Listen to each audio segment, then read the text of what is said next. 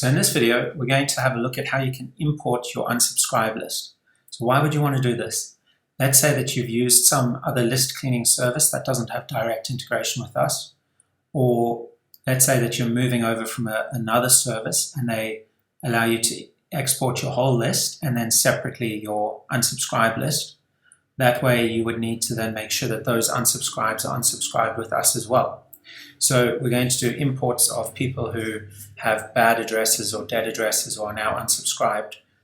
And the way we do that is you can either manually insert up to 1,000 at a time, or you can upload a CSV file. So in my example, I had over 5,000.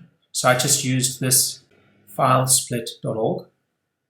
So I used that and I just uploaded the file and split by the number of rows. I put 950 here, or 900. I put 900 because I knew that that would then make 6 files, okay? So let's go back over here and let's now click that we want to upload by CSV. We're going to select our file.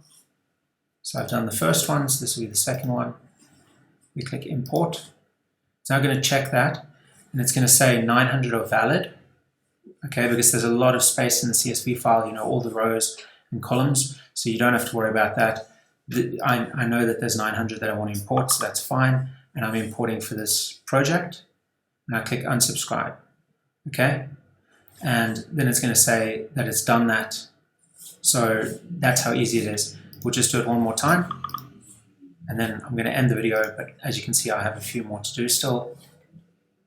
Import. Okay, and all emails are imported this time. So that's how you can import your unsubscribed list.